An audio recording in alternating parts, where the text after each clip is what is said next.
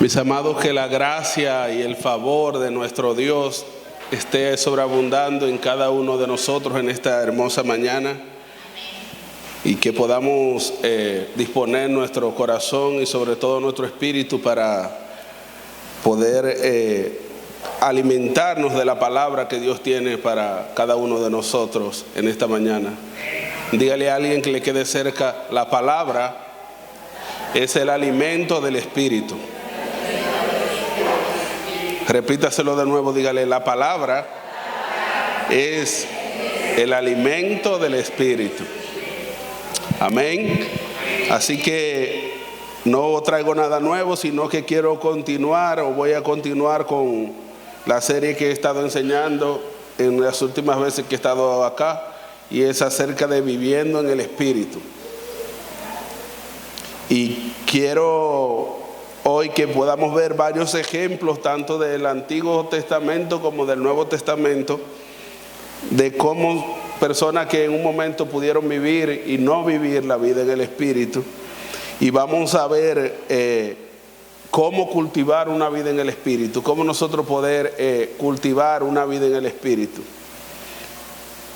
Les decía el otro día que por mucho tiempo se malinterpretó que la vida en el Espíritu era para esos grandes hombres de Dios, como le llamamos, ¿verdad? Que tenían una alta responsabilidad sobre el cuerpo de Cristo. Pero la vida en el Espíritu es para todo aquel que haya nacido de nuevo, para todo aquel que camine en el reino de nuestro Señor Jesucristo. Todos estamos llamados a vivir una vida en el Espíritu. Y yo quiero que usted, por favor, me acompañe al libro de Romanos, capítulo 8, el verso 11 en adelante. Romanos capítulo 8, verso 11 en adelante. Dice de la siguiente manera: si no lo tiene, por favor, preste atención. Dice: y si el espíritu de aquel que levantó de los muertos a Jesús mora en vosotros, diga: mora en mí.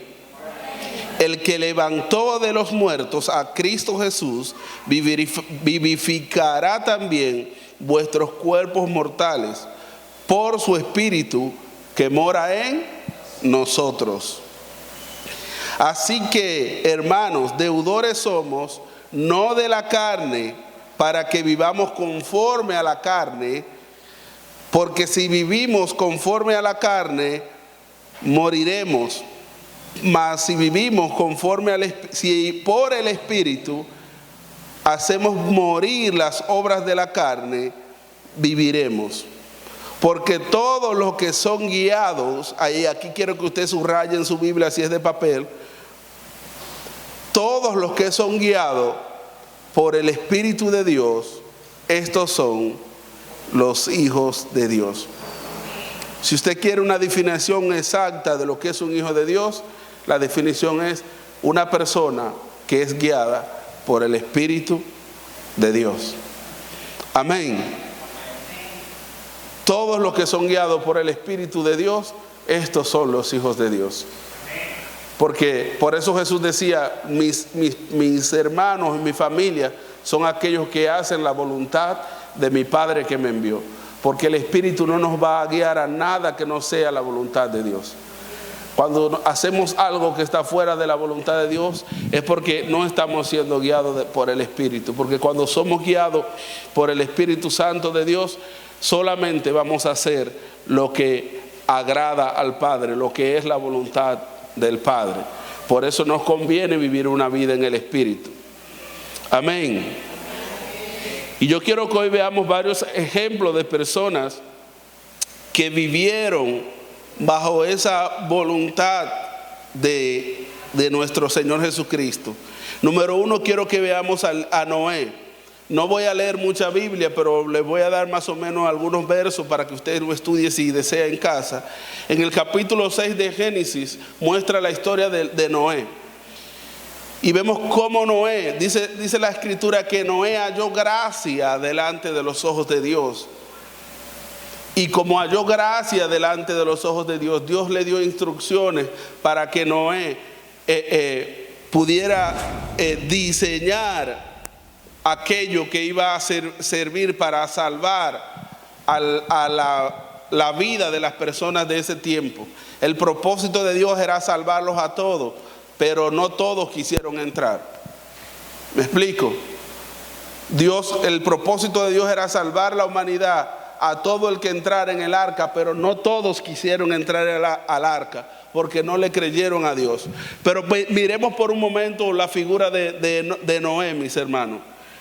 Si Dios le dice hoy día que construye un arca o un barco, como nosotros le llamamos, es fácil, ¿verdad?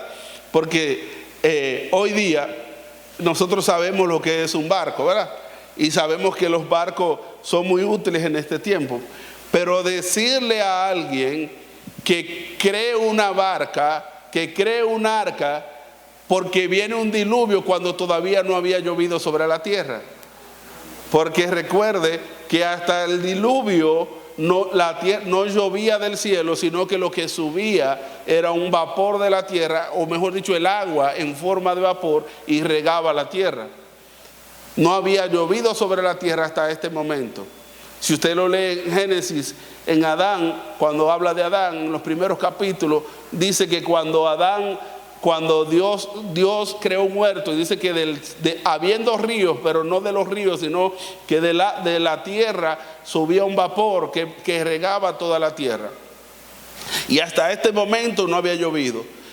Lo que quiere decir que Dios le estaba diciendo a Noé que hiciera algo que no estaba prescrito. Es como decirle a una persona en los años 40, 50, que creara un aparato para que las personas se pudieran comunicar, y no solo comunicarse, pudieran ver. Si usted pudiera ver una persona desde aquí hasta la China, si usted le decía a una persona en el 1940, 50, 60, que iba a existir un aparato en el cual las personas se iban a ver, usted iba a poder ver una persona que estuviera en lo más lejano de la tierra por este aparatito, iba a poder hablar con esa persona. A usted le hubiesen dicho que usted estaba loco, ¿verdad que sí? Eso fue lo mismo que las personas de ese tiempo le dijeron a Noé. Este hombre se puso crazy, ¿verdad? ¿Por qué? Porque este hombre viene con una idea y le dice a la gente, y la gente le pregunta, Noé, ¿qué estás haciendo? Estoy haciendo una barca. ¿Y qué es eso, Noé? Sí, una barca, porque viene un diluvio. ¿Y qué es un diluvio, Noé? Porque va a llover. ¿Y qué es la lluvia, Noé? Porque hasta el día de hoy no conocemos la lluvia, conocemos un vapor que sube de la tierra y riega las plantas. Sí, pero Dios me dijo. ¿Cómo que Dios te ha dicho algo que todavía no existe? Porque la fe es llamar las cosas que no son como si fuesen. Entonces dice la Escritura que Noé le creyó a Dios. Y no solo que Noé le creyó a Dios en crear un arca, sino que Noé obedeció a Dios, a todo lo que Dios le dijo, porque Dios le dio las medidas exactas de esa barca. Y Noé la hizo como Dios se lo mandó. Porque no es solamente creer a Dios, creer que Dios lo va a hacer, sino creer cómo Dios lo va a hacer. Y hacer las cosas tal y como Dios nos las está mandando a hacer. ¿Me explico? Una cosa es yo creer en Dios, una cosa es yo creer que Dios me está mandando a hacer algo, y otra cosa es yo hacerla como Dios me lo está indicando. Porque a veces somos sabrosos en cuando Dios nos indica hacer algo, hacerlo a nuestra manera, a como nosotros creemos que funciona. Y no es como usted y yo creemos que funciona, sino como Dios ha determinado. Y lo vamos a ver más adelante, cómo nuestra experiencia queda opacada cuando nosotros somos guiados por el Espíritu. Pero Noé fue un hombre que le creyó a Dios aun cuando no había nada. Aún le creyó a Dios en cosas que no se habían visto. Y en cosas, porque no es lo mismo yo decirte que hagas algo que todo el mundo conoce, a decirte que haga algo que todavía no se ha visto. ¿Me explico? Qué fe tan grande tenía este hombre. Y no solo eso, que fue un arca que le tomó años y años, décadas a Noé construirla. Muchas veces creemos, Dios nos da una palabra y queremos que esa palabra la entremos en un microondas y esa palabra a los 3 o 4 minutos tenga respuesta. Hoy día estamos viviendo en una vida tan rápida, donde las cosas suceden tan rápido, donde los cambios son tan rápidos, que creemos que así es la vida de Dios. Dios nos da una palabra y creemos que se va a cumplir al día siguiente. Dios nos da una palabra y queremos el cumplimiento de la palabra, pero como explicaba la hermana Mella al principio del culto, no queremos el proceso para llegar al cumplimiento. Y todo lo que Dios hace, primero tiene un anuncio, y luego tiene un proceso, y luego tiene un cumplimiento. Dígale a alguien que le quede cerca: lo que Dios hace, primero lo anuncia, luego lo pasa por un proceso, y luego lo lleva al cumplimiento. ¿Hay alguien en casa todavía? Dios primero te da la palabra, pero tiene que haber un proceso para llegar al cumplimiento. No es que Dios no lo puede hacer, es que, como decía la hermana Mella, por medio del proceso es donde Dios forma a Cristo en cada uno de nosotros. Si Dios nos evitara el proceso, entonces Cristo no es formado. ¿Me explico? Si Dios no nos evita el proceso, entonces Cristo en nosotros no puede ser formado. Es por eso que los procesos para una persona que no conoce de Dios son demasiado dolorosos. Pero para una persona que está en Cristo, un proceso es sinónimo de un propósito. Dígale a alguien: tu proceso es una señal de que estás en el propósito. Tu proceso no es a la ligera, tu proceso tiene un propósito. El proceso que Dios nos permite pasar a cada uno de nosotros en nuestra vida es por causa de un propósito. Mire que ni a su propio hijo el Padre le evitó el proceso. El proceso de Cristo tenía un propósito, y cada propósito del Señor es un propósito mayor. Usted sabe que Jesús pudo decir: mira, papá, yo no voy a ir a esa cruz porque es dolorosa, yo mejor prefiero montarme en una nube y volver hacia ti.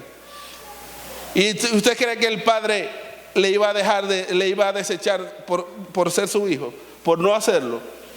Era su hijo. ¿Me explico? Él pudo decir: Padre, yo no he cometido ningún pecado, por lo tanto yo no tengo una necesidad de morir. Que mueran ellos, o si no, que sigan matando becerros a 2 manos. ¿Me explico?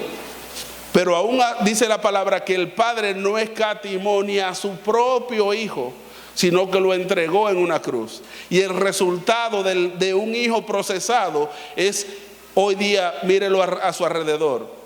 Y somos millares y millares, y cada día se suman más. Imagínate si el hijo no hubiese obedecido a la voz del Padre. Y a veces vemos solamente el proceso de la cruz, pero usted sabe lo que es Dios, un Dios alto, sublime, un Dios creador del cielo y de la tierra, que los cielos de los cielos no lo pueden contener. Humillarse, creemos que la humillación fue en la cruz. La humillación empezó cuando el Dios todopoderoso, que los cielos de los cielos no lo pueden contener, se tomó forma de hombre, aguantó 9 meses en un vientre y vivió un proceso como usted y como yo, como seres humanos, y luego fue a una cruz. ¿Me explico? Tuvo que esperar desde su concepción por el Espíritu Santo hasta 33 años para morir en una cruz y luego volver a su Padre. Mire si no fue un proceso. Y muchas veces nosotros queremos que Dios nos dé una palabra. Por eso a la gente le encantan los profetas express. ¿Usted sabe lo que es un profeta express? Eso que te traen una palabra que se cumple a usted saliendo por la puerta de la iglesia. ¿Me explico? Pero no nos gustan los profetas que nos hablan de proceso. Que no nos gustan las palabras que nos lleva tiempo para el cumplimiento. Amén. Entonces, Noé no fue algo, porque a veces leemos la Biblia y como son capítulos cortos, creemos como que fue como una película, de algo que pasó de aquí a allí. Noé duró años construyendo un arca. Años y años, décadas construyendo un arca. Y cuidando cada detalle para luego esperar a que cayera un agua, un diluvio. Y nosotros muchas veces Dios nos dice que va a hacer algo con nosotros o que hagamos algo y queremos que sea así. Otro ejemplo que podemos ver en el Antiguo Testamento es Enoc. Dice la Escritura, esto está en Génesis capítulo 5 del 21 al 25 y luego en el libro de Hebreos capítulo 11 cuando habla de las personas que vivieron en fe en el Antiguo Pacto y en el Antiguo Testamento. Dice las palabras que Enoc caminó con Dios y lo traspuso Dios para no ver muerte. Dice la palabra, esa es una de las personas en las Escrituras que la palabra habla tan poco, porque solamente menciona su genealogía, dice, y Noé, hijo de fulano de tal, y luego habla, y Noé, y el día que Enoc nació, el cielo se regocijó por su nacimiento, y luego dice, y Enoc caminó con Dios, y luego habla de que Dios lo traspuso, y dice que él dio ejemplo en su generación de que fue un hombre que caminó con Dios. Dígale a alguien que le quede cerca, Enoc caminó con Dios, no Dios caminó con Enoc. Porque muchas veces tenemos un Dios que camina con nosotros, pero no nosotros con Él. No es lo mismo, mi hermano, que yo le diga a uno de ustedes, vamos conmigo allí, a que usted me diga a mí, vamos conmigo allí. Porque quizás si yo le digo a usted, vamos conmigo allí, es porque yo quiero que usted me ayude a hacer algo. Entonces, ¿quién es que anda conmigo? ¿Usted conmigo, yo con usted? Si yo lo invito a que usted me ayude a hacer algo, es porque usted es el que va conmigo. Pero si usted me invita a mí con usted, yo soy el que voy con usted. ¿Me explico? Parece, usted dirá, pero eso son como 2 más 2 son 4. Pero ¿por qué no lo aplicamos en el Evangelio? ¿Por qué no lo aplicamos en Cristo? Pareciera que Cristo es el que camina con nosotros y no nosotros con Él. Si Él camina con nosotros, por eso es que nosotros creemos que Él está para cumplir nuestras peticiones, Él está para sanarnos, Él está para liberarnos, Él está para todo lo que nosotros queremos. Pero cuando nosotros caminamos con Él, nosotros estamos para cumplir su propósito. ¿Se entiende? Nosotros somos los que estamos para cumplir el propósito del Padre, no el Padre para cumplirnos un propósito a nosotros. Se escribieron muchos libros en la temporada pasada donde hablaban de cómo vivir una vida con propósito, de cómo cumplir nuestro propósito. Y Dios no tiene tantos propósitos. Dios tiene un solo propósito. ¿Me explico? Es como una película. El director de la película tiene un guión. Y a cada quien le toca una parte. Hay uno que le va a hacer de chofer, hay otra que le va a hacer de protagonista, hay otra que la va a hacer de la cocinera, el otro lo va a hacer del empresario, el otro lo va a hacer de Rambo, y lo que sea, según sea la película. Pero el que escribió la película tiene un solo guión. Y a todos los que actúan en la película tienen un papel. Pero ese papel no puede ir ligado al propósito del guionista. ¿Me explico? Entonces no es que Dios tiene muchos propósitos. Dios tiene un propósito y nos ha incluido a nosotros con un papel en un tiempo determinado para llevar a cabo ese propósito. ¿Me explico? Por lo tanto, Dios es quien, nosotros somos los que caminamos con Él, no Él con nosotros. Y dice la Escritura que no caminó con Él y lo traspuso Dios. Y yo sé que eso se habla para hablar del levantamiento de la iglesia. Y está bien eso. Pero cuando vemos en las Escrituras y nos vamos al lenguaje original donde se escribió, nos vamos a dar cuenta que es una figura. ¿Me explico? Y dice que Enoc caminó con Dios. Juan, ¿usted puede venir acá un momento? Estoy usando a Juan porque Juan es alto, ¿verdad? Juan me va a tapar. Usted va a ver lo que vamos a hacer. Venga Juan. Póngase aquí, Juan, por favor. Enoc caminó con Dios, dice la escritura. Enoc va caminando con Dios. Camine, Juan. Pero de repente, Enoc fue traspuesto, Enoc fue puesto detrás. De tal manera que la gente ya no... Usted me ve ahí. Juan es más alto que yo espero que usted no me vea. ¿A quién usted está viendo delante mío? Entonces eso fue lo que pasó. Gracias, Juan. Eso fue lo que pasó con Enoc. Enoc iba caminando con Dios hasta el punto que Enoc fue puesto detrás, y cuando la gente veía a Enoc, ya no veía a Enoc, sino que veía a Cristo, veía al Padre en Enoc. Por lo tanto pudo dar ejemplo, pudo dar testimonio de que fue un hombre de Dios. ¿Me explico? Entonces caminar con Dios significa que Él es visto, no yo soy visto. Al principio empezamos a la par, pero debe de llegar un momento donde ya yo no sea visto, sino que Él sea visto a través de mí. El propósito eterno de Dios es que Él sea visto a través de nosotros. ¿Me explico? Si yo entiendo que yo tengo un propósito, yo voy a usar a Dios para yo cumplir ese propósito y para yo ser exaltado en las naciones. ¿Me explico? Que es lo que por mucho tiempo se enseñó. Y yo te veo en las naciones, y yo te veo ganando almas, y yo te veo allá, y yo te veo en escenarios de gobierno. Era lo que se le decía a la gente. Entonces la gente entendía que tenía un sueño y Dios le iba a cumplir ese sueño. Entonces cuando ellos se paraban, lo que se representaban era el sueño de ellos. Pero cuando usted camina con Dios, usted tiene que desaparecer para que Dios sea visto. Por eso es que estamos en Cristo. Y la palabra en es dentro de Cristo. Por lo tanto, cuando caminamos no podemos ser vistos nosotros, sino Cristo por medio de nosotros. Ese es el propósito eterno de Dios. Y Enoc fue un hombre que caminó con Dios. ¿Me explico? Y por lo tanto, cuando Enoc caminaba, Enoc no era visto. Dios era visto a través de él. Y es lo que Dios está demandando de cada uno de nosotros. Porque el propósito de Dios es darse a conocer a través de su Hijo, que es Cristo en nosotros, esperanza de gloria. Dígalo conmigo, por favor. Cristo en mí, esperanza de gloria. Cristo en mí, esperanza de gloria. Usted y yo no deberíamos de llamarnos Wilson, Juana, y etcétera, etcétera. Deberíamos de llamarnos Gloria, porque cuando la gente nos ve esperanza de gloria. ¿Hay alguien en casa todavía?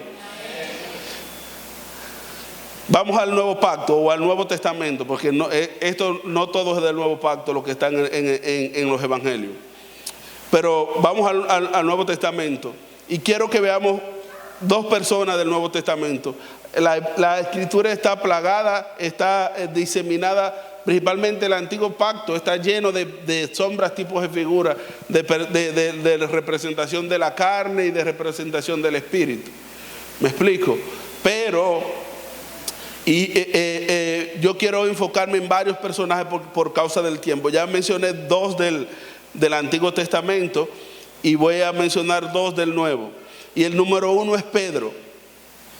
Y vamos a ver varias cosas de Pedro acá. En el libro de Lucas, capítulo 5, fue uno de los primeros encuentros de Pedro con el Señor Jesús.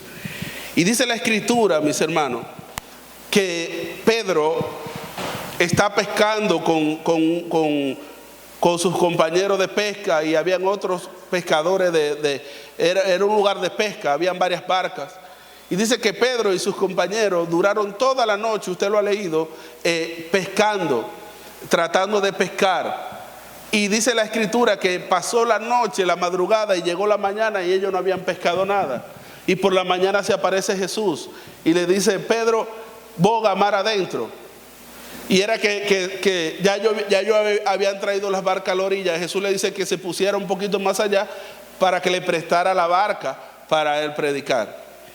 Y luego de haber predicado, entonces Jesús le dice: ahora, Pedro, yo quiero que tú vete a pescar nuevamente.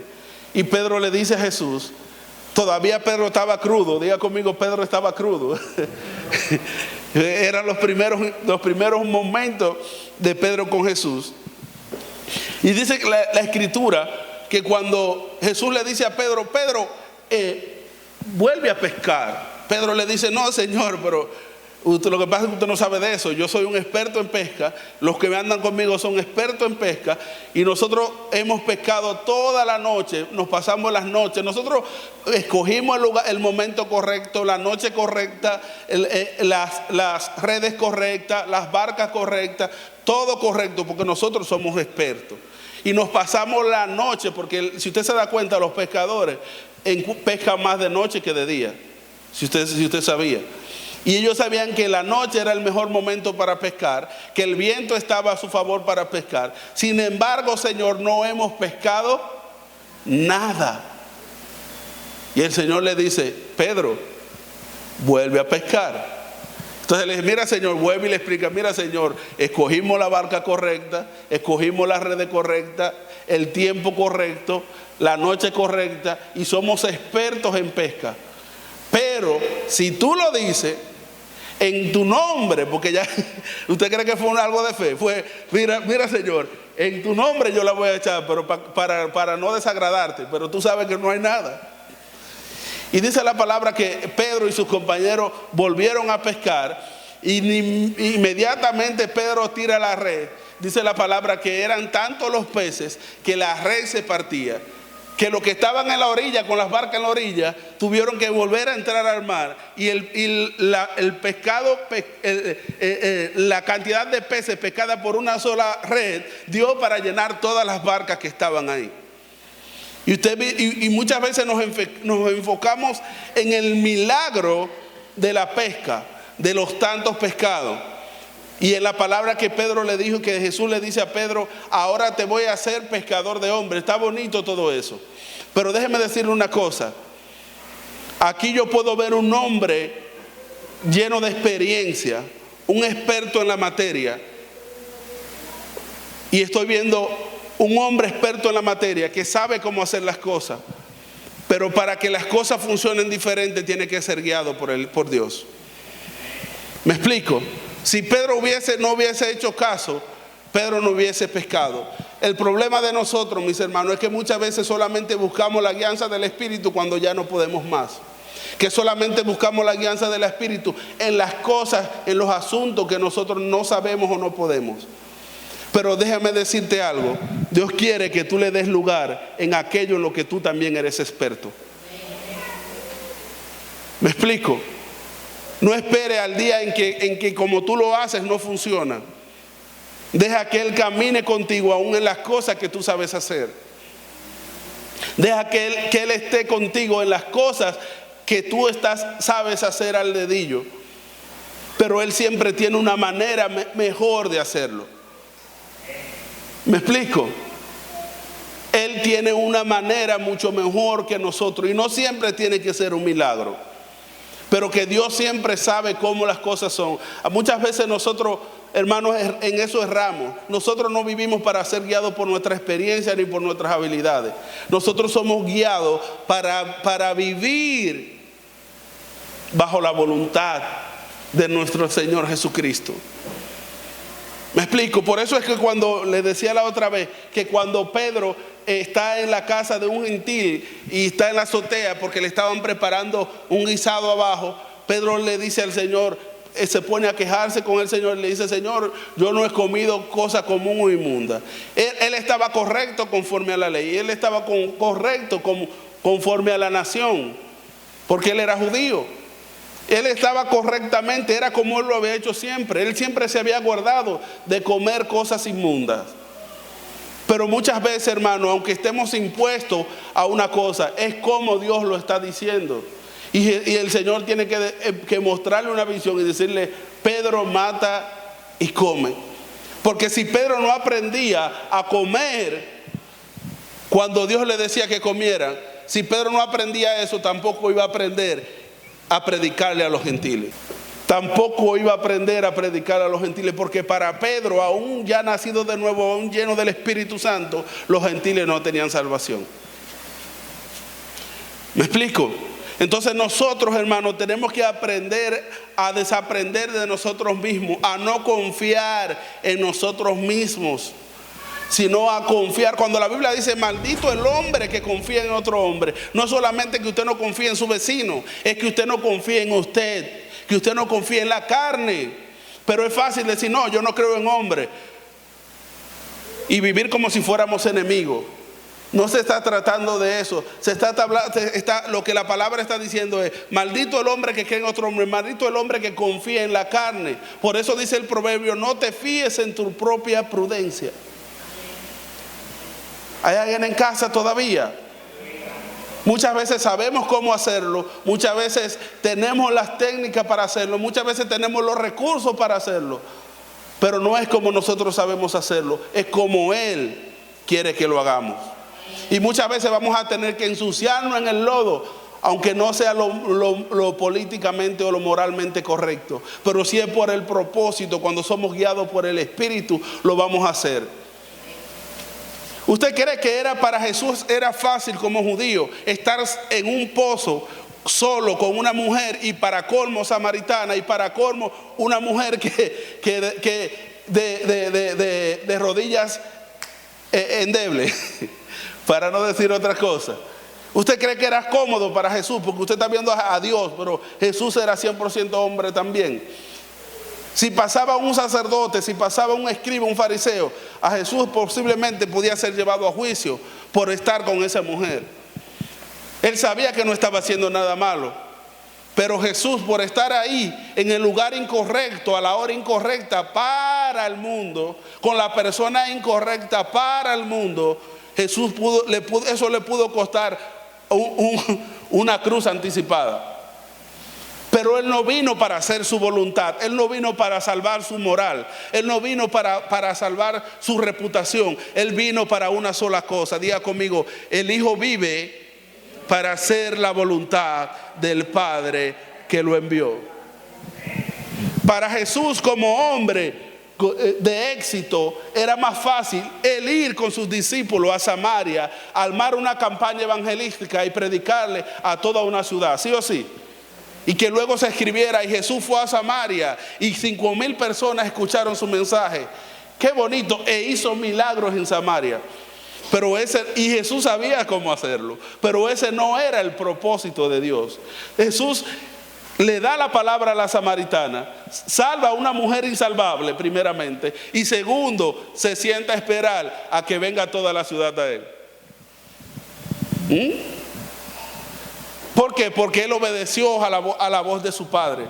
Porque solamente creemos que la voz de Dios. Usted ha escuchado la palabra, un dicho que se ha dicho por mucho tiempo, que usted quiere saber cuando alguien le pregunta a otro, ¿y cómo yo sé cuál es la voluntad de Dios?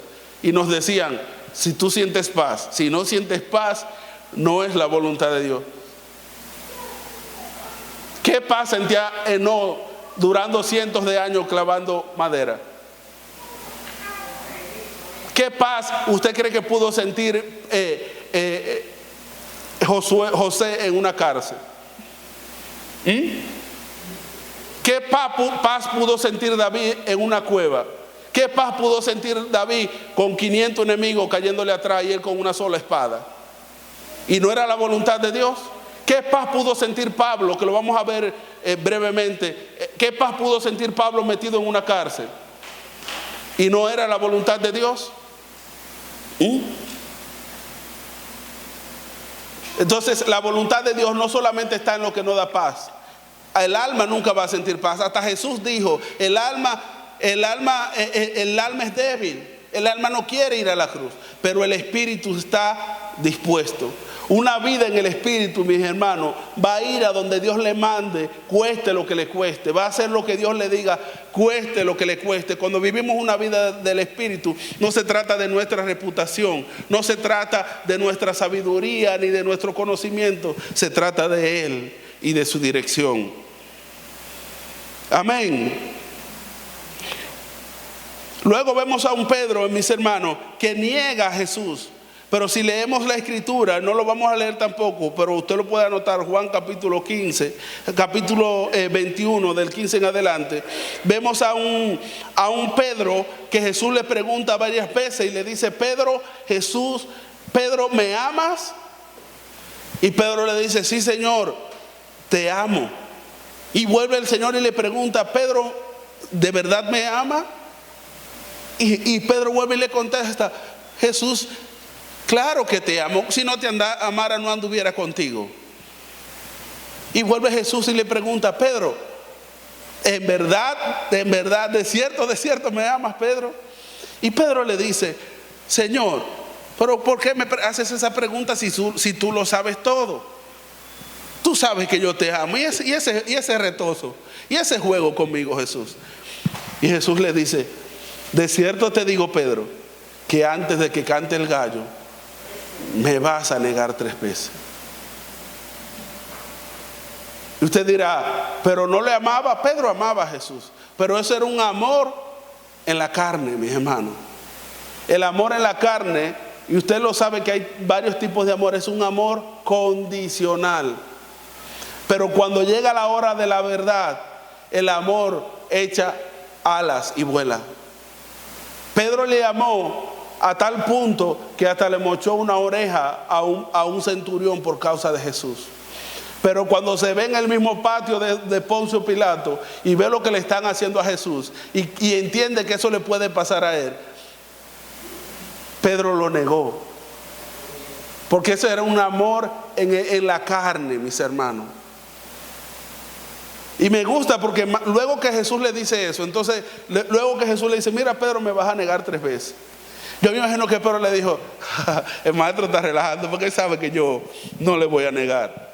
Eso es maestro con sus chechas, con su chanza. Y el Señor le dice, Pedro, mira una cosa. Cuando tú eras joven, porque Pedro no era muy joven, Pedro era el más viejo de todos los apóstoles, por eso era el que estaba casado. Los otros eran muchachitos de 16, 18. Juan era el más joven, que tenía como 14 o 15.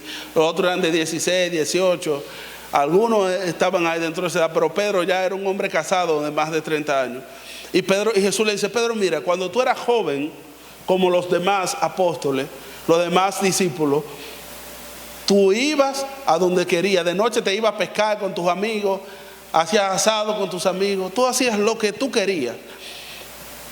Pero cuando fueres viejo, Pedro, va a pasar algo, y es que te va a vestir y te va a ceñir otro, y te va a llevar aún donde tú no quieras.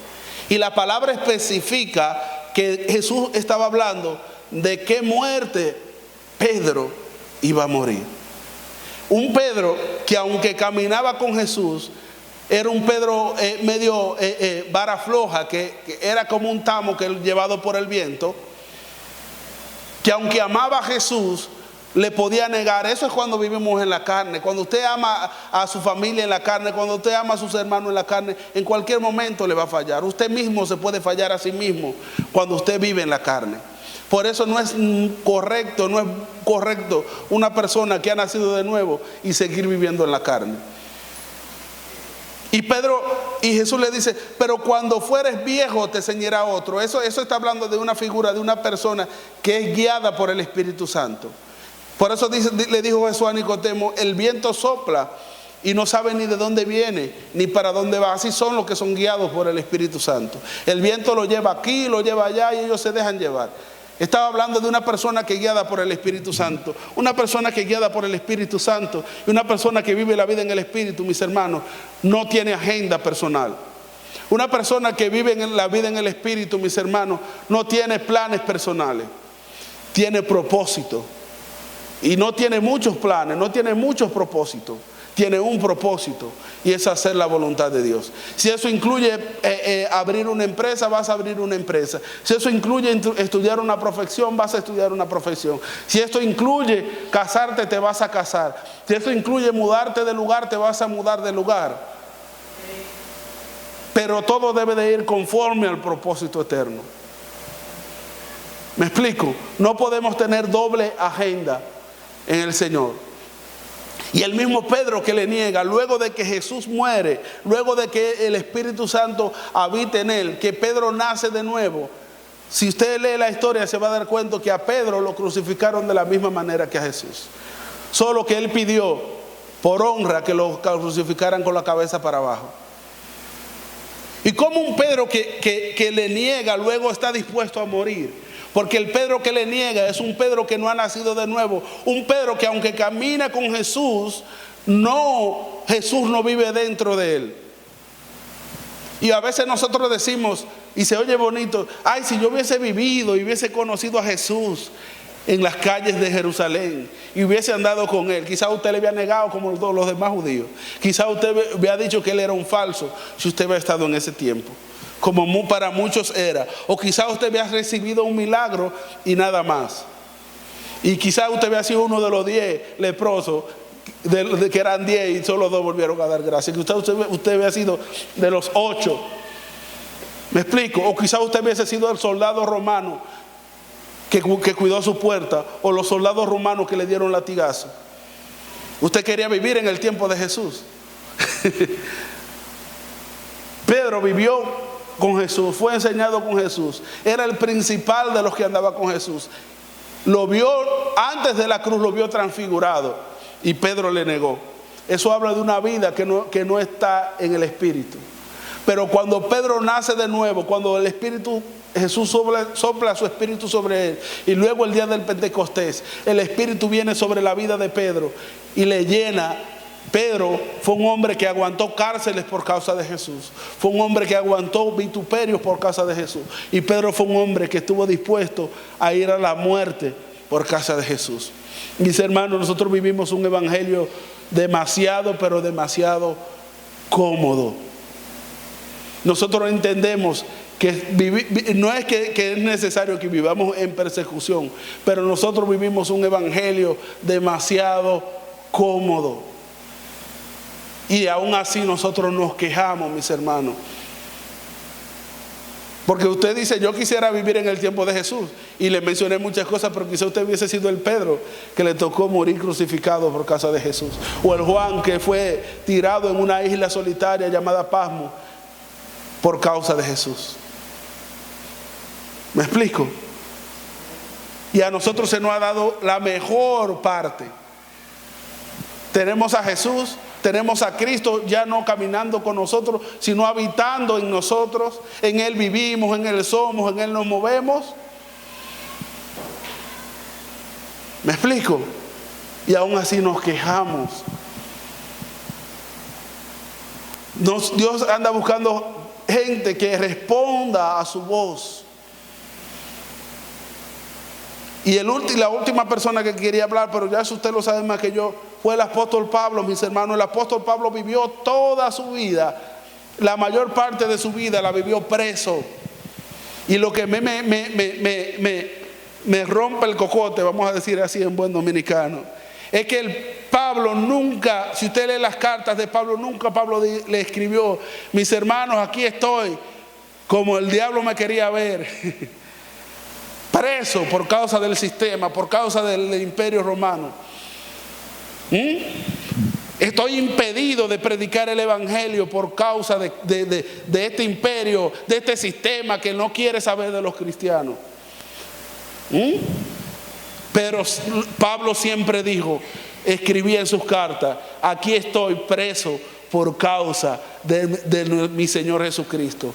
Y mejor dicho decía, no decía yo soy preso de Roma, sino que yo soy preso del Señor Jesucristo. Hay alguien en casa todavía, es mejor vivir preso de Cristo que libre en el sistema. Dígale a alguien que le queda cerca, es mejor estar preso en Cristo que libre del sistema, en el sistema. Hoy nosotros tenemos tanta libertad, pero muchas veces en vez de conformarnos a la imagen del Hijo, estamos conformados a la imagen del sistema.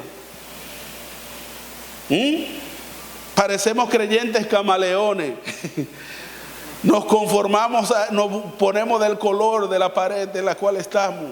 Si estamos en un grupito donde lo que se está es hablando cosas que no convienen, nos convertimos en el grupito, porque es fácil decir Pedro le negó, pero cuando tú estás en un grupo, hermano, y se está hablando cosas que no son dignas de nombrar, y usted ya hace parte de eso, usted está negando a Jesús.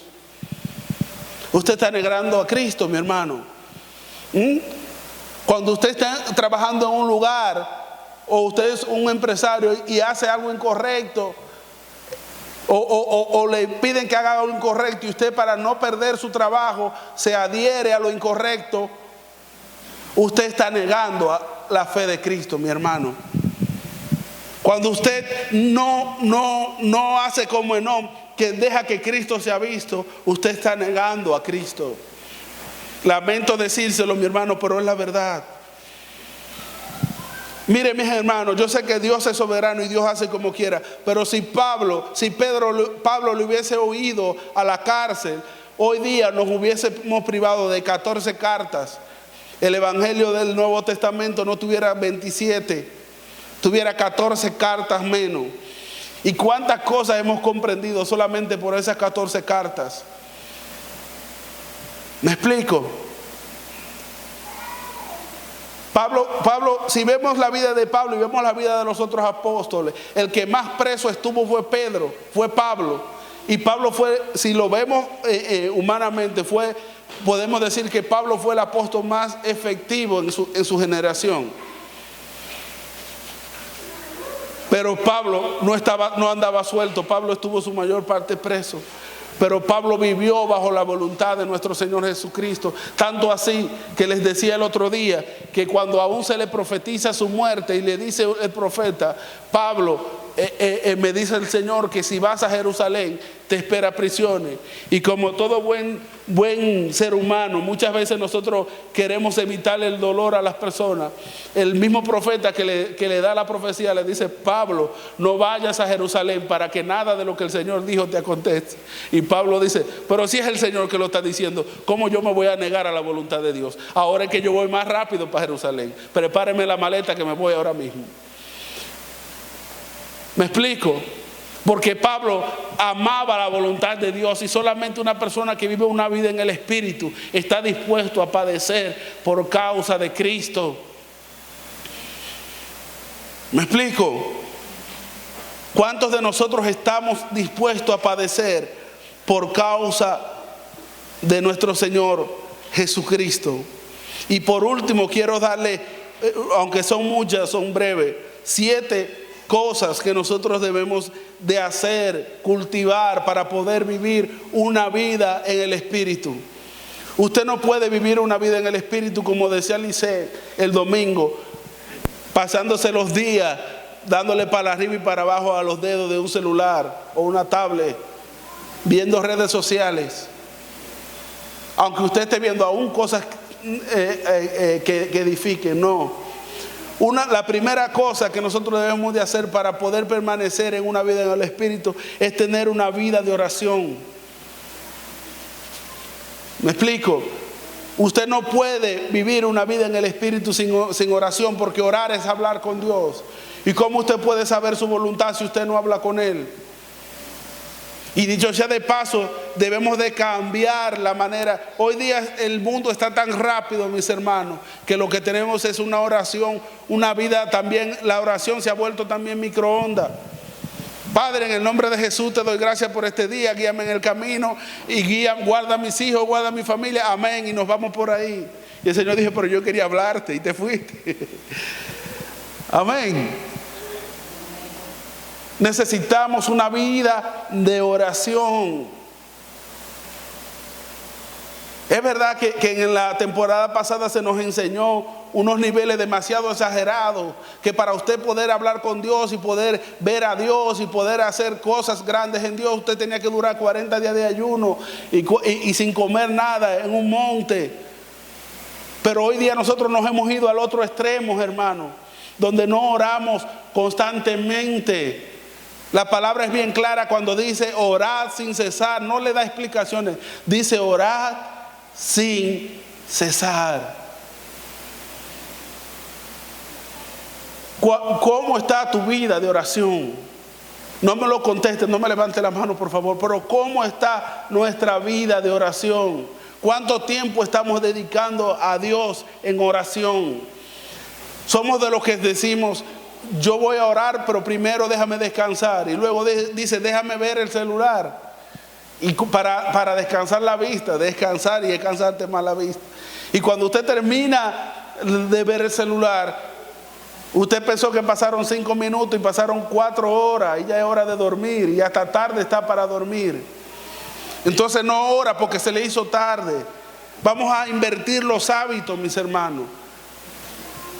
Si usted sabe que eso le pasa, entonces diga, voy a orar, y cuando termine de orar, entonces si tengo tiempo, entonces yo voy a, incluso después que ore, voy a hacer los quehaceres, voy a preparar la ropa del otro día, a preparar lo que tenga que hacer para el otro día. Y luego, si me sobra tiempo, entonces yo voy a usar las redes sociales.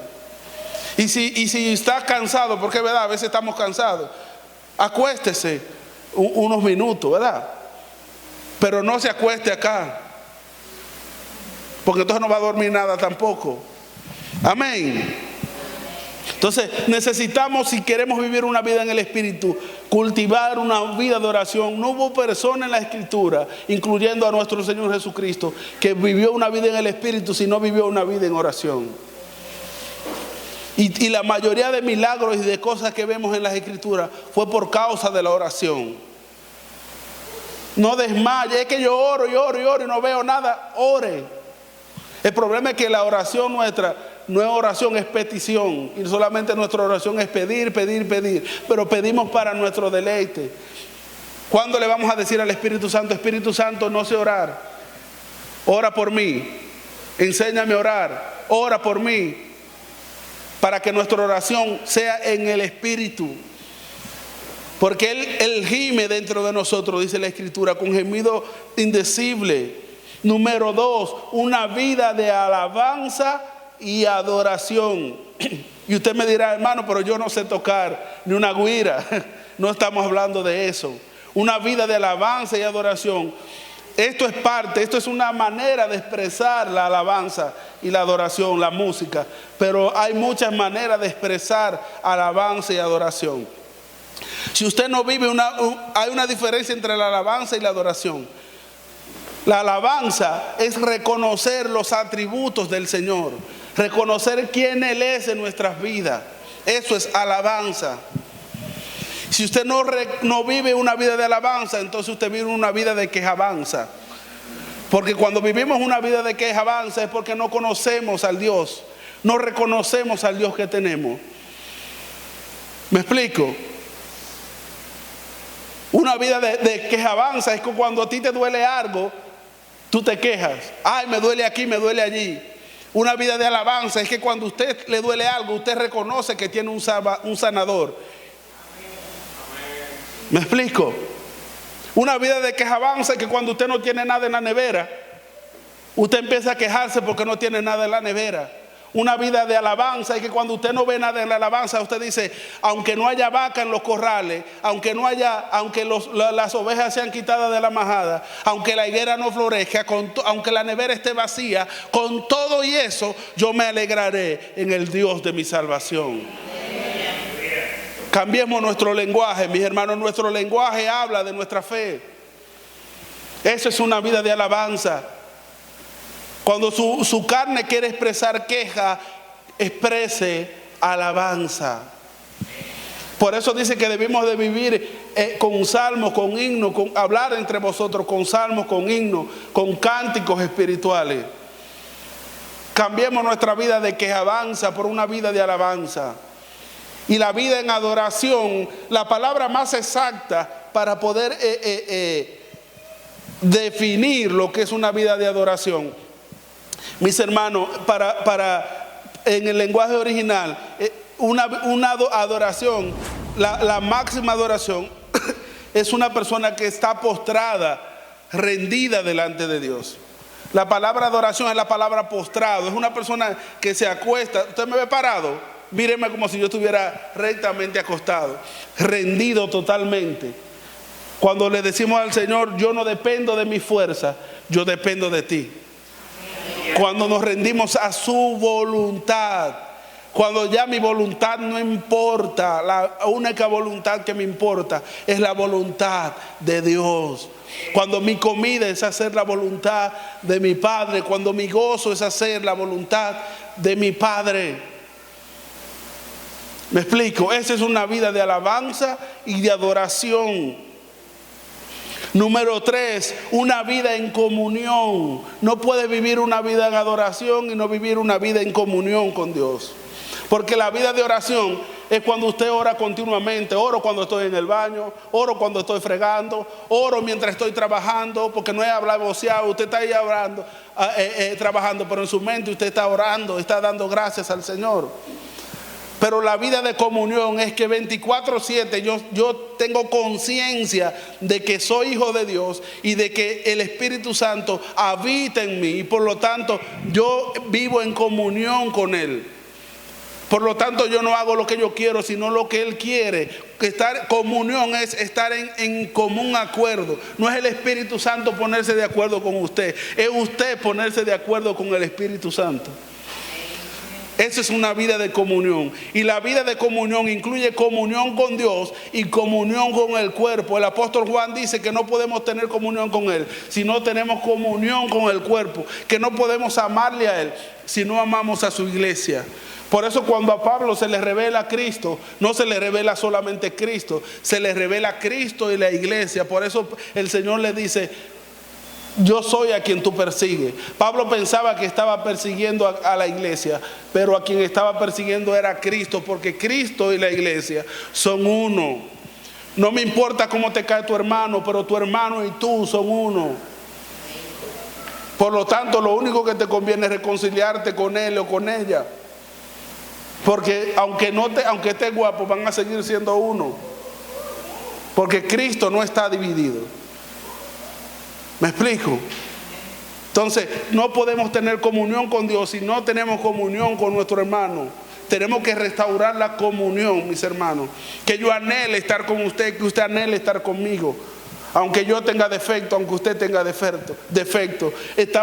La comunión está por encima de nuestros errores y defectos. Número 4, mis hermanos.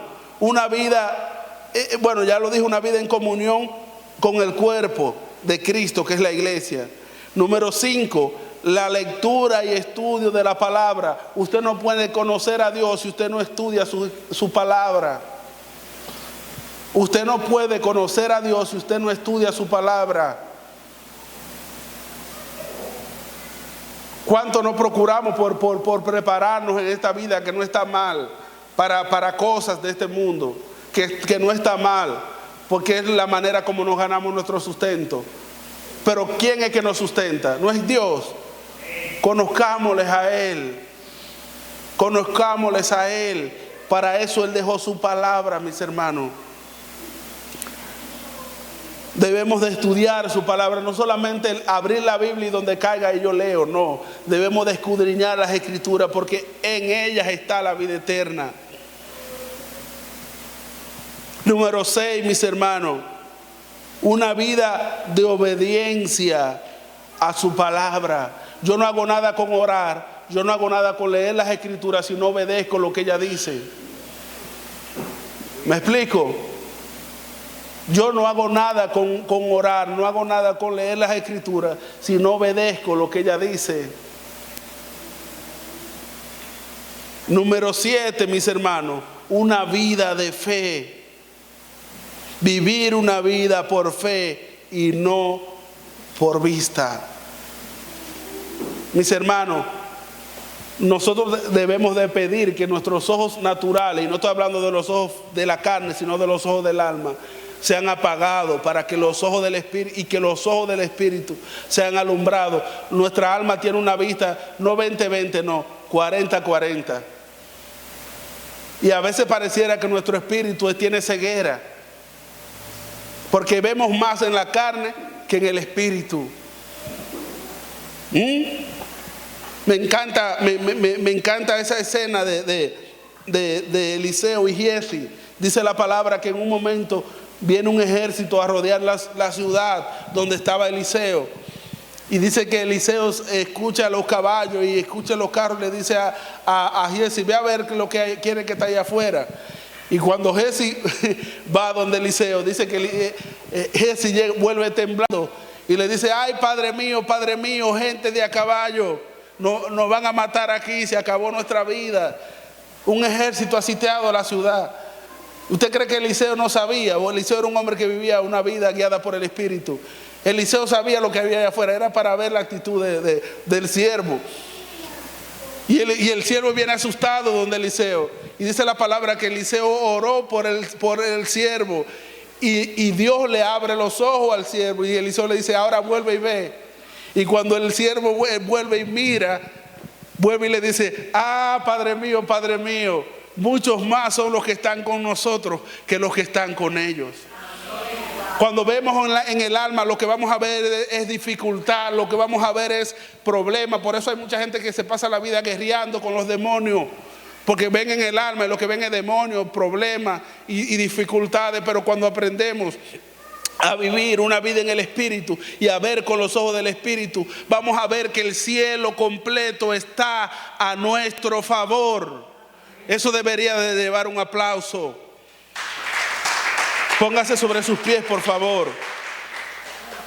El cielo está a nuestro favor, mis hermanos. El mundo espiritual es más grande que el mundo natural. El mundo espiritual es más grande que tu circunstancia. El reino de los cielos es más grande que tu circunstancia. El cielo está a nuestro favor. Eso fue lo que Jesús le dijo a Pedro cuando le mochó la oreja al centurión, creyendo que él podía defender a Jesús. Y Jesús le dice, Pedro, no me defiendas, Pedro. Tú no sabes que el cielo está a mi favor, que yo ahora nada más tengo que dar una orden y millares de ángeles estarían defendiéndome. Pero yo no vine para hacer mi voluntad, Pedro.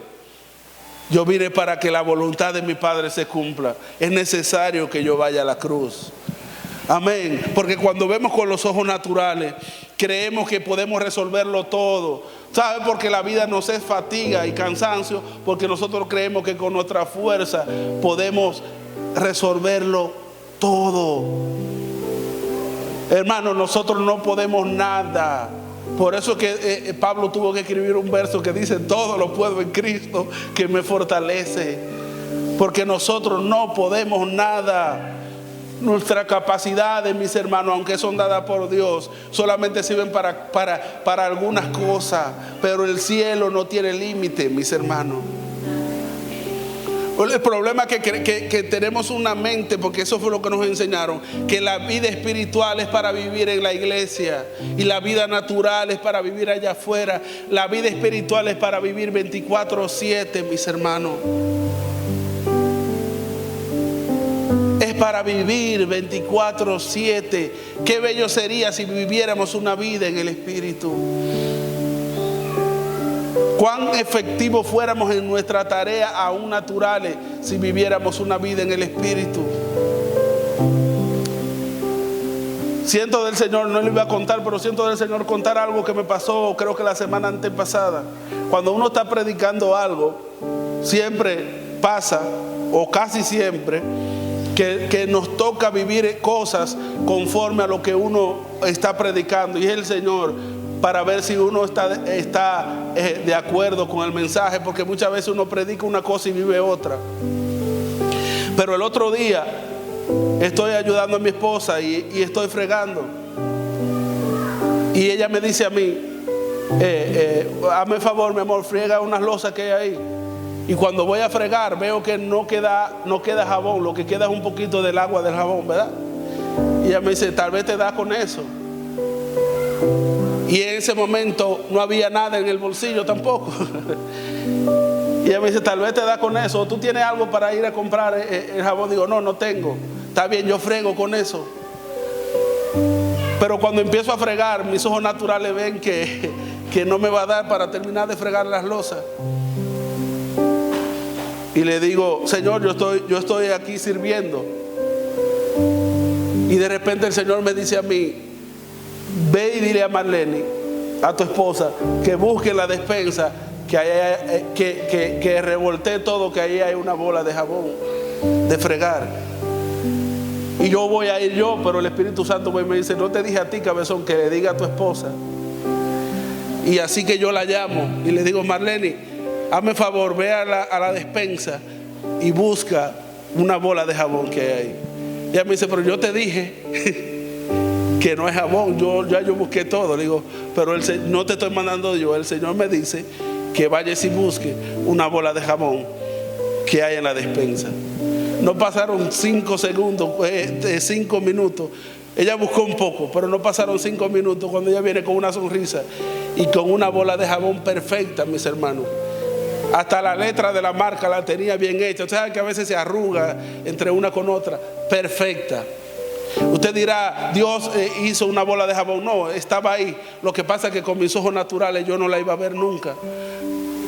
Pero el Señor sí me mostró que ahí estaba y ahí fue. Usted dirá, pero para esas cosas sencillas, si no aprendemos a vivir en lo sencillo con el Espíritu Santo, en las cosas que nosotros creemos que sabemos, Él no nos va a designar las cosas grandes, mis hermanos.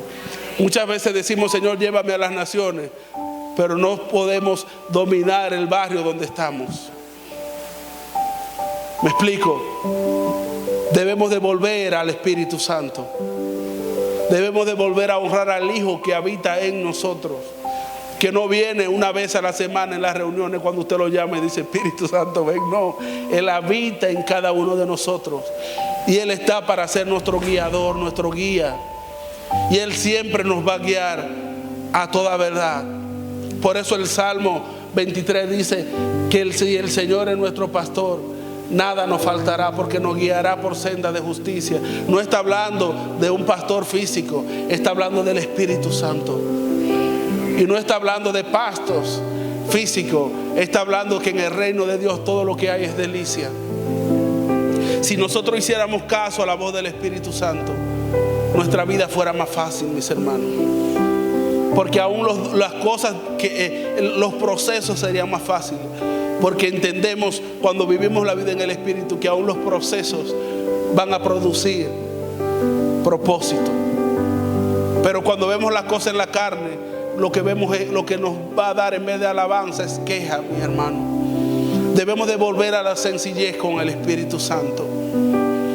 Levante sus manos al cielo y dígale, Señor, que tu voluntad sea hecha, Señor. Que tu voluntad sea hecha en mi vida, Señor. Nos negamos a nuestra voluntad, Señor. Queremos volver a ser como niños, Señor. Esos niños que no cuestionan, Señor. Recuerde cuando usted se convirtió, cuántos milagros usted vio del Espíritu Santo en su vida. Cuántas cosas el Señor le decía a usted. Y no nota que esa voz como que se ha apagado. Como que ya Dios no te dice, dale una palabra a fulano o a fulana. Como que ya el Espíritu Santo no te dice, quiero que te pongas esta ropa. Como que ya el Espíritu Santo no habla mucho. Él sigue hablando día a día, Señor. El problema es que nosotros, el alma hace tanto ruido que no podemos escuchar la voz del Espíritu Santo. Padre, alumbra los ojos de nuestro entendimiento, Señor. Habla otra vez, Señor. Que podamos decir como dijo el profeta Samuel, habla, Señor, que tu siervo escucha. Padre amado, te pedimos perdón en esta hora, Señor, porque hemos ignorado al Espíritu Santo que habita en nosotros. Solamente consultamos cuando no podemos. Y Él está ahí 24/7. Aún en las tareas cotidianas Él está ahí. Podría contarte más testimonios de cosas que me han pasado en estos días por medio de la voz del Espíritu Santo. Pero eso quizás hablaría más de mí que otra cosa. Pero yo quiero decirte algo solamente. El Espíritu Santo quiere volver a hablar contigo. Él quiere que vuelvas a la comunión con Él. Él no se fue del lugar donde lo dejamos. Cada uno de nosotros tiene una manera peculiar de tener comunión con Dios y de pasar tiempo con Dios. ¿No notas que esa forma de pasar tiempo con Dios como que ha menguado en tu vida? Vuelve a esa forma de pasar tiempo con Dios. No sé si lo hacías con un café, no sé si lo hacías sentado en el baño, no sé si lo hacías solo en tu habitación, no sé si te tomabas un tiempecito en el receso del trabajo, no sé cómo lo hacías. Cada uno de nosotros tiene una manera diferente de hacerlo. Pero el Señor te dice en esta mañana: vuelve a la sencillez conmigo. Vuelve a escuchar mi voz. En estos próximos días el Señor va a estar hablando a tu vida de una manera sencilla. Te va a estar diciendo, dando órdenes, porque el Señor no sugiere, el Señor da órdenes. Te va a estar dando órdenes de cosas que parecen locura, pero es una manera de Él entrenarte para vivir en una vida en el Espíritu. Si oyes hoy su voz, no endurezcas su corazón. Vuelve a ser sensible a la voz del Espíritu Santo en tu vida, aún en las pequeñas cosas. Él no solo te habla para esas cosas que nosotros llamamos grandes, para proyectos. Él te habla para cosas sencillas. Se te van a perder cosas en esta semana. Yo sé que usted dirá, pero a uno siempre se le pierde cosas. Sí, pero en esta semana, si se te pierde algo y no lo encuentras, pregúntale al Espíritu Santo. Volvamos a la sencillez con el Espíritu Santo, mis hermanos. El Espíritu Santo no es la cuarta persona de la Trinidad. El Espíritu Santo es Cristo habitando en cada uno de nosotros. Vivir en comunión no es Él puesto de acuerdo con nosotros, es nosotros puestos de acuerdo con Él. Mis hermanos, volvamos a la comunión con el Espíritu Santo. Cuando volvamos a la comunión con el Espíritu Santo, vamos a volver a amar más a nuestros hermanos. Cuando volvamos a la comunión con el Espíritu Santo, vamos a sentir la necesidad de servirle más a Él. Cuando volvamos a la comunión con el Espíritu Santo, vamos a sentir la necesidad de comer de Él por medio de su palabra.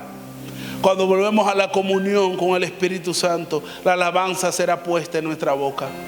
Cuando volvamos a la comunión con el Espíritu Santo y veamos cómo Él opera, nosotros somos los que vamos a querer todos los días rendirlo todo delante de Él, para que Él sea visto. Cuando volvamos a la comunión con el Espíritu Santo, volverá el temor de Jehová a muchos que han perdido el temor del Señor. Hay muchos que han perdido el temor del Señor, y es porque la comunión con el Señor se ha perdido. Yo sé que para nadie es un secreto, y yo sé que hay un secreto a voces en esta casa, pero es que como que el Espíritu no se mueve como antes. Pero es como que hablan la palabra, pero como que yo no la entiendo.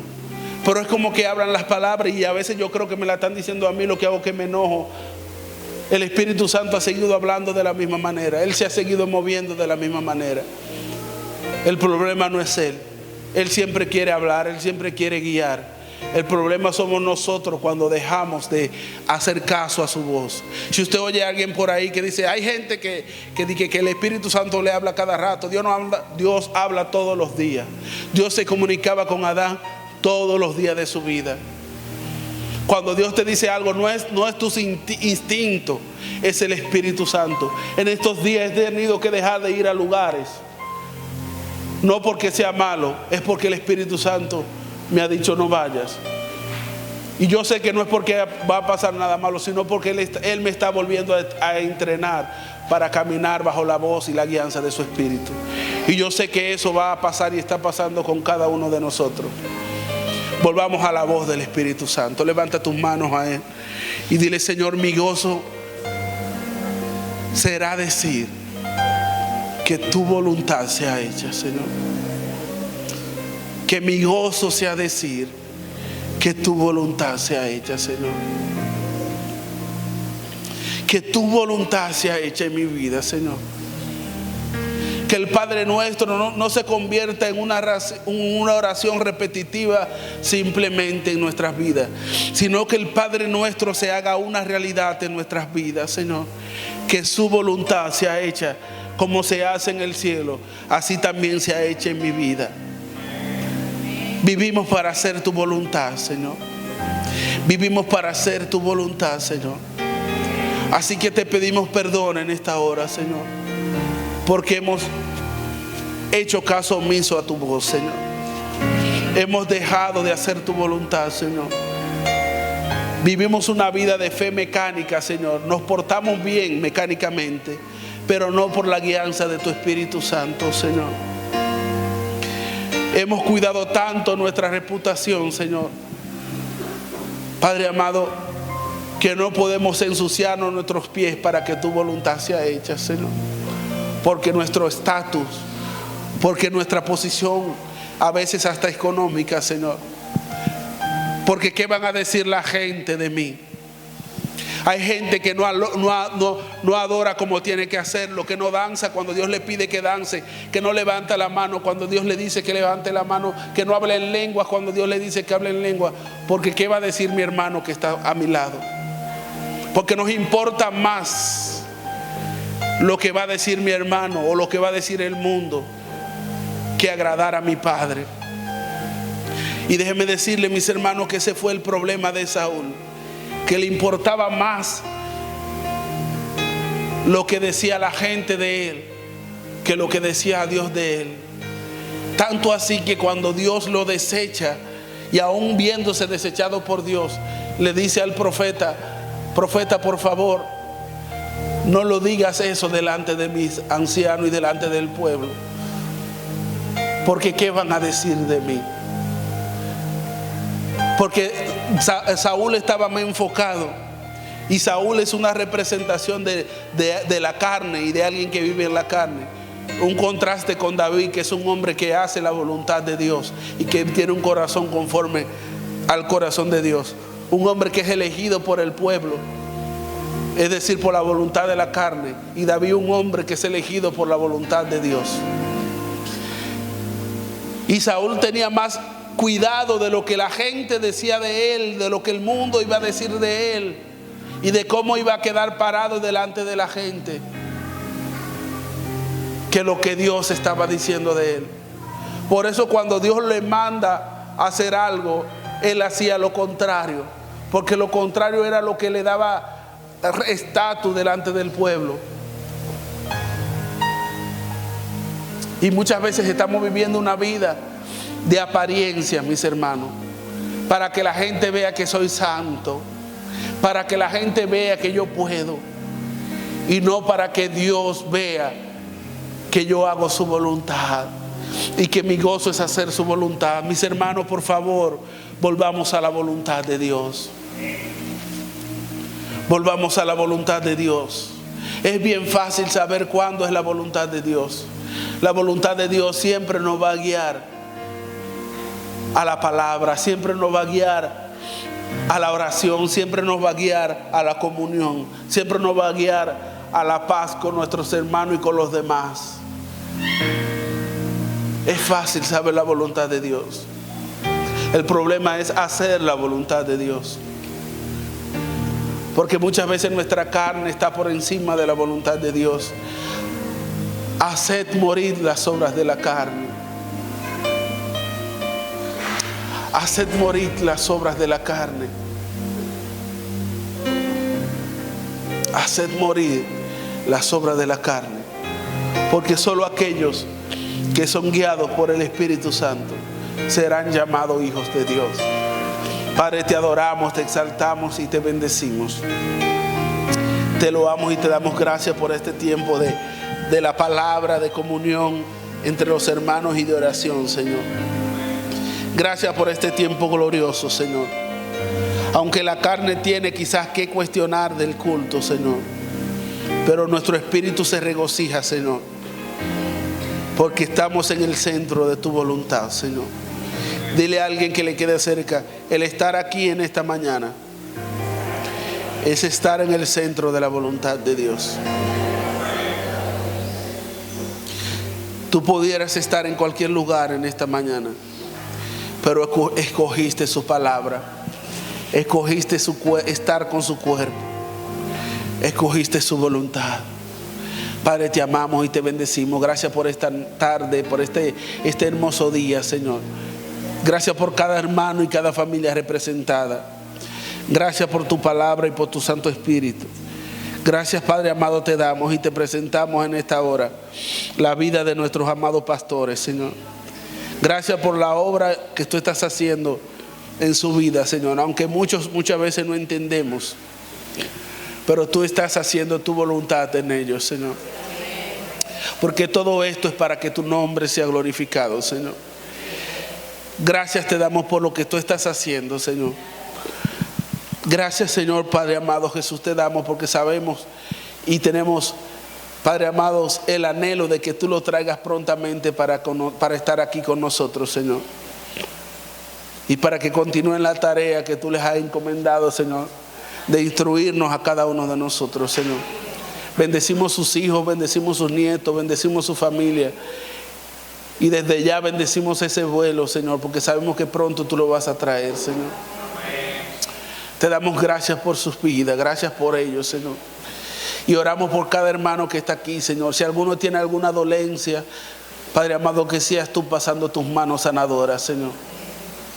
Si alguno tiene alguna preocupación, que pueda echar su ansiedad sobre ti, Señor. Padre amado, si alguno tiene algún inconveniente, Padre amado, que seas tú obrando, Padre amado Jesús, conforme a tus riquezas en gloria en cada uno de nosotros, Señor. Padre amado, gracias te damos por cada hermano, gracias por este día. Y que la paz de Dios que sobrepasa todo entendimiento guarde cada uno de nuestros corazones. En Cristo Jesús, Señor nuestro. Amén y amén. Yo seguiré